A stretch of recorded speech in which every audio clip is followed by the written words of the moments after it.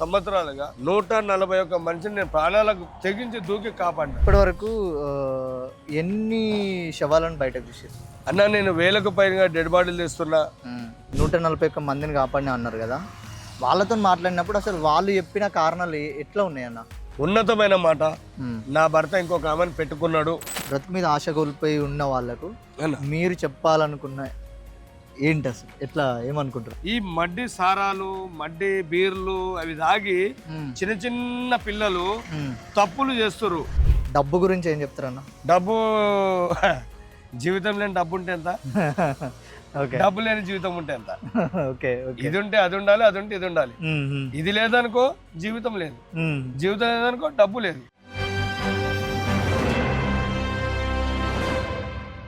Hi hello, welcome to 3TV. ఈరోజు మనం ఇప్పటి వరకు 141 మందిని సూసైడ్ నుంచి కాపాడి అట్లాగే ఎన్నో శవాలను బయటకు తీసినటువంటి ట్యాంక్ బండ్ శివాన్నతో ఉన్నాము. ట్యాంక్ బండ్ శివాన్న యొక్క లైఫ్ ఎట్లా స్టార్ట్ అయింది, అసలు ఇంతమందిని కాపాడడానికి రీజన్ ఏంది, ఆయన జీవితంలో ఈ సర్వీస్ అనేది ఎట్లా ఎంటర్ అయింది అనేది ఆయన మాటల్లోనే తెలుసుకుందాం. అన్న నమస్తే. అన్న నమస్తే అన్న.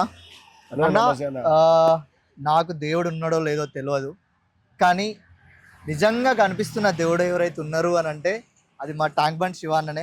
థ్యాంక్ యూ అన్న, థ్యాంక్ యూ సో మచ్. ఇప్పటి వరకు చాలా మందిని కాపాడు, ఇట్లనే నిస్వార్థంగా సేవ చేస్తూ ఉండాలి. అన్న ఎట్లా స్టార్ట్ అయింది జీవితం ఇది? అన్న, నా ప్రయాణం అంతా ఎట్లుంది తెలుసా అన్న? అర్థం కాని సందర్భం, సమస్యలు ప్రతి ఒక్కరికి ప్రతి ఒక్క ఇంటికి ఉంటాయి.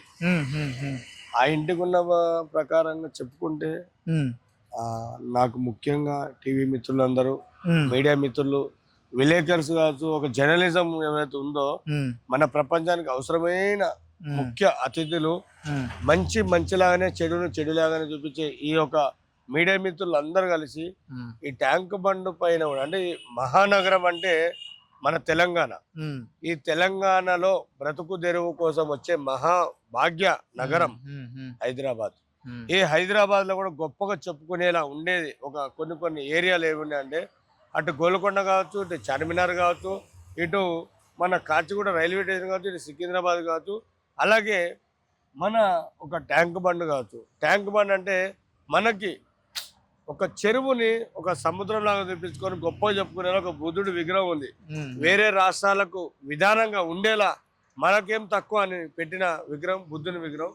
దీన్ని చూసేందుకు చాలా మంది పర్యాటకులు ఎక్కడెక్కడ నుంచో, పెన్నీలు కావచ్చు, చుట్టాలు కావచ్చు, చుట్ట బంధువులు కావచ్చు, చిన్న చిన్న స్కూల్ పిల్లలకి కొన్ని మెమోరీస్ చూపించడానికి ఎగ్జిబిషన్ లాంటిది ఇక్కడ ఉందన్నమాట. చాలా వరకు అయితే ఎన్టీఆర్ సమాధి, పివిఆర్ సమాధి, అలాగే మన Katta Maisamma temple, Birla temple, secretariat, ఈరోజు కొత్తగా కేసీఆర్ గారు, కేటీఆర్ గారు దగ్గరుండి మనకి అంత పెద్ద అంబేద్కర్ స్టాచ్యూ కావచ్చు, దాని పక్కన పీపుల్ ప్లాజా, చిన్నారుల కోసం ఒక జలవిహార్, ఇలా కొన్ని టిన్ సిటీ కట్టిన ఈ ప్రదేశంలో చుట్టుపక్కల ప్రాంతంలో ఉన్న పర్యాటకులు కొన్ని సమస్యల వల్ల చెడుగా తిరిగిన వాళ్ళు కావచ్చు, మంచిగా చదువుకుంటూ కొన్ని సమస్యల వల్ల ఇబ్బందులు వచ్చి చెప్పుకోలేని సమస్య అంటే ఆర్థికంగా డబ్బులు లేకపోయినా, లేదంటే కుటుంబ సమస్యలు కొన్ని ఉన్నా, ఒక తన లైఫ్ ఎవరికి చెప్పుకున్నా పట్టించుకోకుండా ఉన్నా, అలాంటి సమయంలో ఎవరికి చెప్పడానికి చేతగాక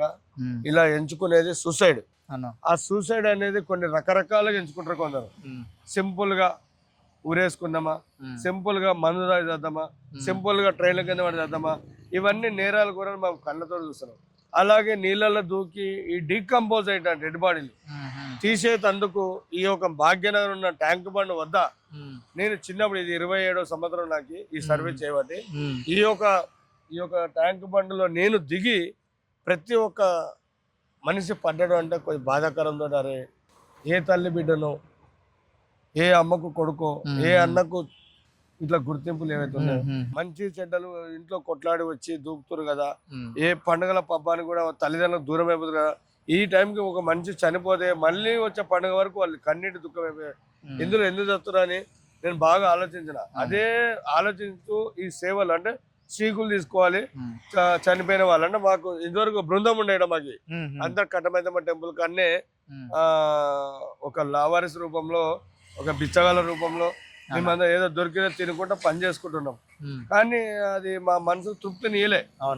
మా మనసు తృప్తినియలేదు.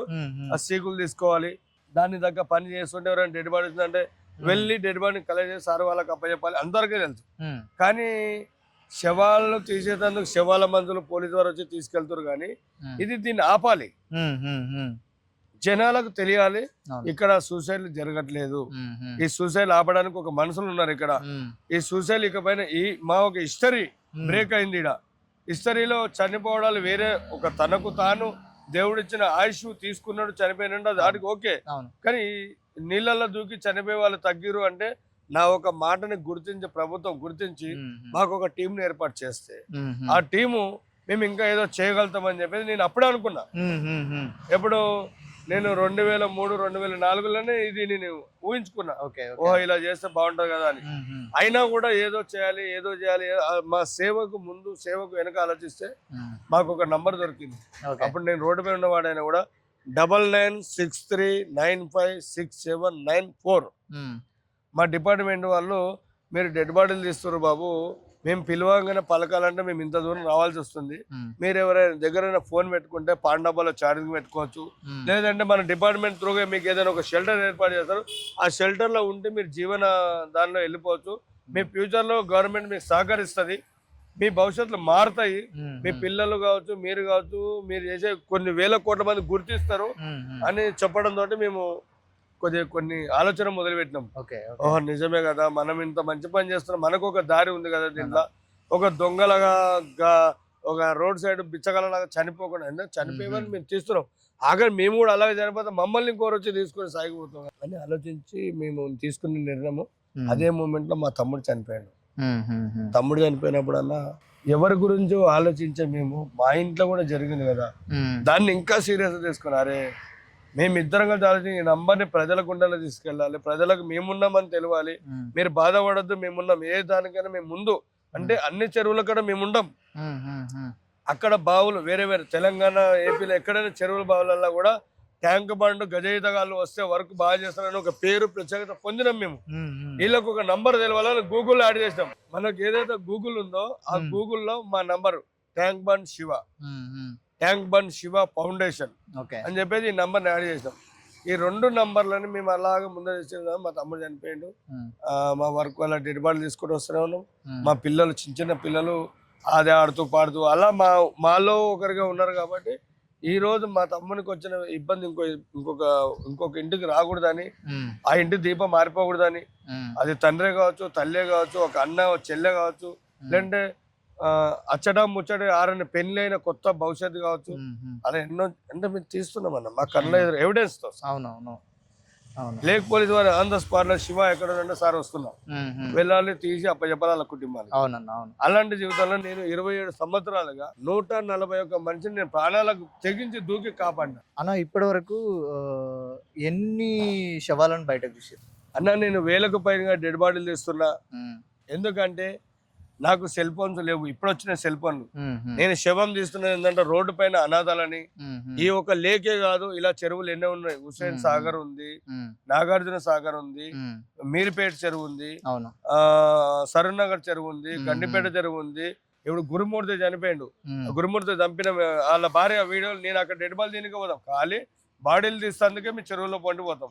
అలాగే గురుమూర్తి కూడా తన భార్యను చంపి ముక్కలు చేసిండు, అది కూడా నా చేతులతోటే నేను తీయడం జరిగింది. దానికి A1 ఎవిడెన్స్ నేనే ఇప్పుడు దానికి. ఎందుకంటే ఒక తల్లికి అన్యాయం జరిగింది, ఆ పిల్లలు ఆగమైపోయారు, నిందితుడిని గుర్తించారు. ఎందుకంటే నా చేతులతో తీసినా కాబట్టి నేను తీసినా అని చెప్తున్నా. కాబట్టి అదంతా పైన అధికారులు, అభిమానులు, వీరాభిమానులు ఒక కుటుంబానికి ఒక ఆడకూతురిని అన్యాయంగా ఎక్కడనో కాదు మన కొంపలలో కూడా ఉన్నారని తెలిసేలా జరిగిన సంఘటన అది.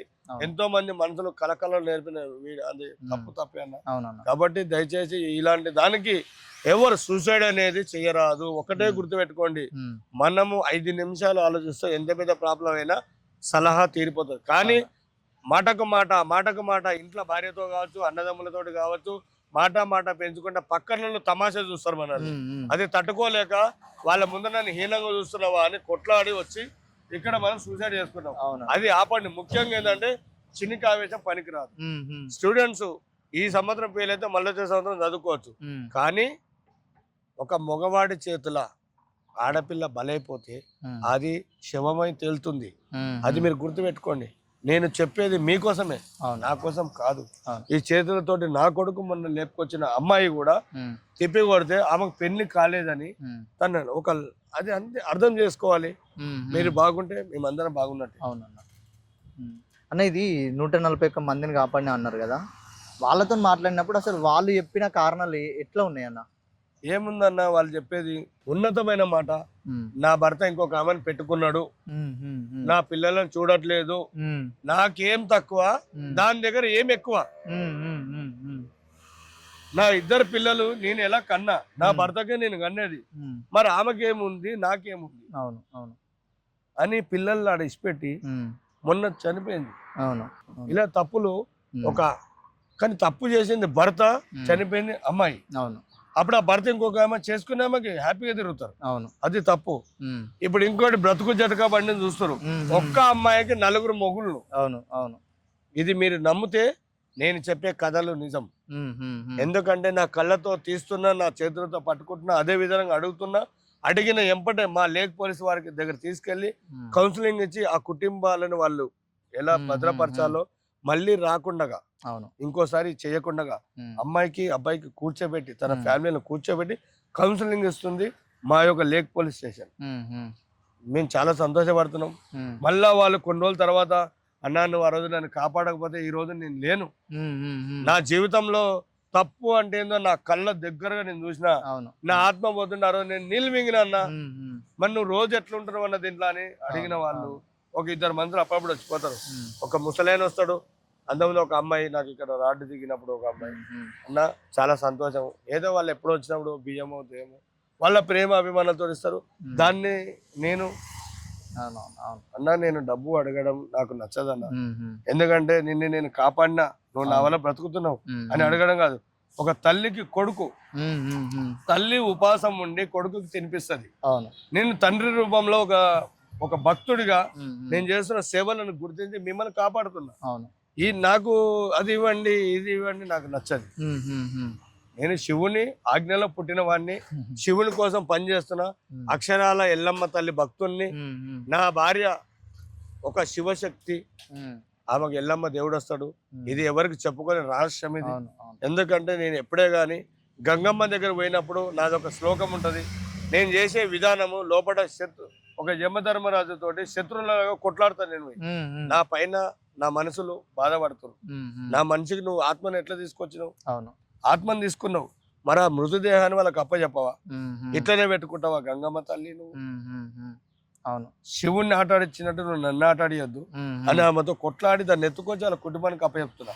ఇది నా జీవితం. గ్రేట్ అన్న. ఇది కుళ్ళిపోయింది అన్న. కొన్ని ఏంటంటే అన్న, చనిపోయి డీకంపోజ్ అయిపోయినప్పుడు తోళ్ళు ఊడిపోతాయి. ఆ ఒంటి నిండా కొవ్వు అంతా మా ఒంటికి అంటుకుంటది. అది సబ్బు పెట్టి రుతుకున్నామంటే సమయానికి ఏమి ఉండదు. పోనీలే ఇవన్నీ మేము పెట్టుకున్నానని మా దగ్గర ఏం లేదు. అందరు బాగుండాలి అందరు బాగుండాలి అందరు బాగుండాలి అనుకుంటా పోతున్నా. నాకు కూడా ఒక ఫ్యామిలీ ఉంది. ఆ ఫ్యామిలీకి నేను ఎప్పుడు దూరం అవుతానో అవుతా, కానీ మీ అందరూ బాగుంటేనే నేను హ్యాపీగా ఫీల్ అవుతా. నా ఆత్మకు కూడా సంతోషం ఉంటది.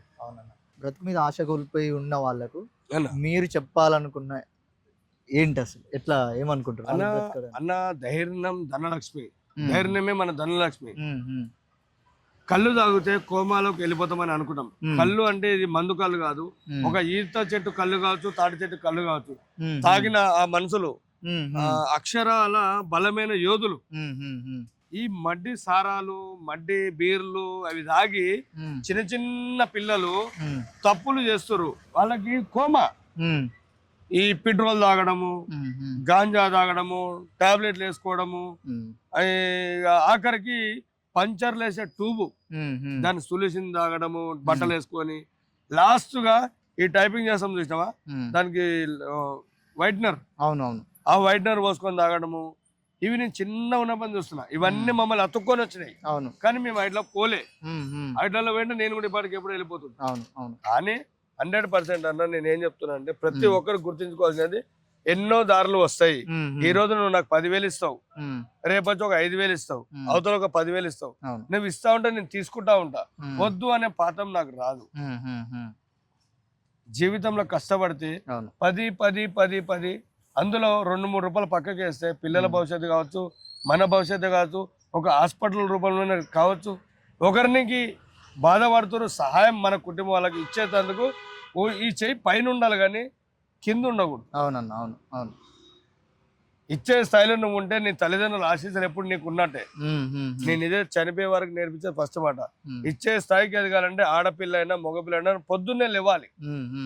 4 గంటలకు లేచి సూర్యోదయానికి ముందే ఇల్లు వాకిలి ఉక్కొని నీట్గా మన దగ్గర ఉన్న కాడికి కడిగి పొయ్యిలో నీళ్లు తల్లి, పొయ్యిలో అది స్టీల్ పొయ్యి కావచ్చు, నువ్వు గ్యాస్ పొయ్యి కావచ్చు, ఏ పోయినా సరే ఒక పద్ధతిగా మన అగ్ని దేవతకి అమ్మ ఈ రోజు మా జీవితానికి నడిపిస్తున్న దేవత అగ్ని దేవత కాబట్టి ఆ పొయ్యి మీద నీళ్లు చిముకరిచ్చి పొయ్యి ముట్టించుకొని వండుకోవాలి. చాట చెరిగితే ఆ ఇంటికి ఆ అష్టలక్ష్మి ధనలక్ష్మి వీళ్ళందరూ కలిసి వస్తారు.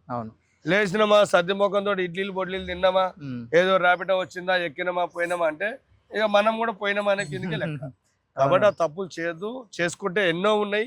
ఈ భూమి మనది. అవును. ఒక రైతు లేనిదే తినేటందుకు తిండి లేదు. ఒక జవాను లేనిదే నేనని గొప్పగా చెప్పుకునేందుకు మనం లేము. అవును ఎగ్జాక్ట్లీ. రైతు తినడానికి గొప్పగా చెప్పుకునేందుకు ఒక దేశానికి ఒక జవాన్.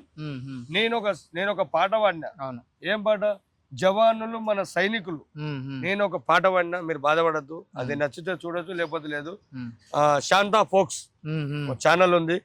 శాంతా ఫోక్స్ లో ఈ శివన్న పాటలు ఉంటాయి, చూసి తెలుసుకోండి. ప్రతి ఒక్కరికి ఒక గోల్ ఉంటది. అవునన్నా. అన్న ఇప్పుడు మీ మాటల్లో జీవితం అంటే ఏం చెప్తారన్న? జీవితం అంటే అది మన స్వతంత్రం. తల్లి ఇచ్చిన ఒక గొప్ప వరం. ఆ తల్లికి రుణం తీర్చుకునే అవకాశం. ఆ అవకాశం ఇచ్చిన తండ్రి దగ్గరుండి నడిపిస్తాడు కాబట్టి ఆ జీవితానికి అర్థం కూడా నేర్పుతాడు. నువ్వు నాలా బ్రతకాలి బిడ్డ అని చెప్తాడు ఎప్పుడే గాని. నువ్వు నాలా బ్రతకాలి, నీలా కాదు, నువ్వు నాలా బ్రతకాలి అంటే నన్ను నేను చూసుకునేది నువ్వు నాకు పుట్టిన బిడ్డవి. ఎక్కడ నువ్వు తల దింపదు. నేను ఎక్కడ తల దింపను కదా, తల దింపకుండా బతున్నా. తప్పు చేయలేదు, నువ్వు తప్పు చేయొద్దు. నాకు నువ్వు పుట్టినావు, నీకు ఇంకొకటి పుట్టాలి. ఈ సాంప్రదాయం అనేది ఒకటి పెరగాలనేది ఆశ. అదే ఒక జీవితం. డబ్బు గురించి ఏం చెప్తారన్న? డబ్బు జీవితం లేని డబ్బు ఉంటే ఎంత, డబ్బు లేని జీవితం ఉంటే ఎంత. ఇది ఉంటే అది ఉండాలి, అది ఉంటే ఇది ఉండాలి. ఇది లేదనుకో జీవితం లేదు, జీవితం లేదనుకో డబ్బు లేదు. కానీ రెండు ఉండాలంటే ఫస్ట్ భూమి ఉండాలి. ముఖ్యమైనది మనిషికి భూమి ఉండాలి. ఎందుకంటే బ్రతికేతందుకు కావచ్చు, వంశీకులు పెరిగేతందుకే కావచ్చు, మనిషికి 1 ఎకరా భూమి సంపాదిస్తే నీ ఒక సంస్థానాన్ని సంపాదించుకున్నట్టే. నువ్వు చనిపోయినా నీ కొడుకు వాడు చచ్చిపోతే వాని కొడుకు వాడు, కానీ అమ్ముకోవద్దు, భూమికి దగ్గర కాండి. అన్న ఇప్పుడు మీరు ఎక్కడనో చెప్పారు, ఒక ఇంటర్వ్యూలోనే ఎక్కడో మాట్లాడుతూ ఒక మాట ఏమన్నారంటే, ఒక్కరోజు కూడా నాకు ట్యాంక్ బండ్ వదిలిపెట్టి వెళ్ళాలనిపించదు, అక్కడికి వెళ్ళినా కానీ అసలు అక్కడ ఏమవుతుందో ఎవరు వస్తున్నారో అని చెప్పేసి చెప్పారు అన్నట్టు. అసలు ట్యాంక్ బండ్కి మీకు ఆ చిన్నప్పటి నుంచి ఆ బంధం, ఆ బాండ్ అసలు ఎట్లా అదైందన్న? అంటే ఈ విషయం చెప్పడం ఏంటంటే, నాకు ఉండేటందుకు తిండి లేని సమయంలో ప్రజలందరూ గుర్తించి నా జీవితానికి ఒక అర్థాన్ని నిలిపిన జీవితం నాది. కానీ ఆ సమయంలో, ఆ సందర్భంలో నాకు ఎట్లా వచ్చిందంటే నన్ను ఎవరో ఎక్కడికో ఇక్కడ నుంచి విడదీస్తుర్రు. ఈ యొక్క నీళ్లకు దగ్గరగా ఉన్న నన్ను నాకు శాశ్వతంగా నన్ను దూరం చేస్తుర్రు. అంటే నా వర్క్ ఇంకా ఉంది, మీరెవరు నన్ను ఇక్కడి తీస్తందుకు అనే ఆలోచనలు పెరిగిపోయినాయి నాకు. అక్కడ ఏం జరిగిందంటే, ఒక మానవుడిగా శివశక్తులని దూరం చేయరాదు. ఆ శివశక్తులకు తోడెవరు? పరమేశ్వరుడు. ఆ పరమేశ్వరులకు నేను అక్కడ ఉండి పని చేస్తున్నా. నన్ను తీసుకుపోతున్నాను అనుక్షణము. నేను లోపల కుమిలి పోయినా అప్పుడు నేను ఒకటే ఎంచుకుంది ఏంటంటే, ఉన్నా చేస్తా, లేకున్నా చేస్తా. అది నేను అందరు చెప్పుకున్న విషయం. కానీ నువ్వే ఆడ ఉండాలి, ఒక ఉద్యోగం రూపంలో చేయాలంటే ఉద్యోగం నువ్వు ఇచ్చినా కూడా నేను అక్కడుండే చేస్తా. ఇవ్వకపోయినా అక్కడుండే చేస్తా. ఎందుకంటే ఈ దేహానికి ఏదో లేని బాండ్ ఉంది. గంగమ్మ, కట్టమైసమ్మ, ఈ ఒక శివ, ట్యాంక్ బండు శివాల శివ. ఒక శివుడి రూపంలో నేను భావించుకునే దానికన్నా ఆయన భక్తుడి రూపంలో ఈ దేహం ఆడ ఉండాలి. ఉన్నన్నాళ్ళు పనిచేస్తా. ఆ లోపు కొందరికైనా ఇదొకటి బాధ్యతలు అప్పచెప్పడానికి అవసరం ఉంది. ఈ చెరువు ఎప్పుడైతే క్లోజ్ అయిపోయి అప్పుడు శివతో పని లేదని అర్థం ఇక్కడ. అట్లా ఏముండదు అన్న, ఖచ్చితంగా మీ అవసరం ఉంటుంది సమాజానికి. ఇది మన ట్యాంక్ బండ్ శివ అన్న యొక్క ప్రస్థానం. చాలా విషయాలు మనతో పంచుకున్నారు. అసలు జీవితం అంటే ఏంటిది, జీవితంలో డబ్బు అనేది అసలు ముఖ్యమా కాదా ఏంటి అనేది చాలా విషయాలు చెప్పారు. ఎంతోమందిని ఇప్పటి వరకు దాదాపు 141 మందిని కాపాడి వేలలో శవాలను తీసి అటు సమాజానికి కావచ్చు కానీ డిపార్ట్మెంట్కు సాల్వ్ అవునటువంటి చాలా కేసులను అన్న కొన్నిట్లలో ప్రత్యక్షంగా పాల్గొని దగ్గరుండి సాల్వ్ చేసినటువంటి కేసులు కూడా ఉన్నాయి. థ్యాంక్ యూ అన్న, థ్యాంక్ యూ సో మచ్. ఈ సమాజం ఎప్పుడు నీకు రుణపడి ఉంటుంది. థ్యాంక్ యూ అన్న, నిజంగా మాకు ఇంత టైం ఇచ్చినందుకు థ్యాంక్ యూ సో మచ్ అన్న. చాలా సంతోషం. మీరు కూడా ఈ 3 టీవీ ఛానల్ ఏదైతే ఉందో అన్న, మాకు కూడా చాలా సంతోషం.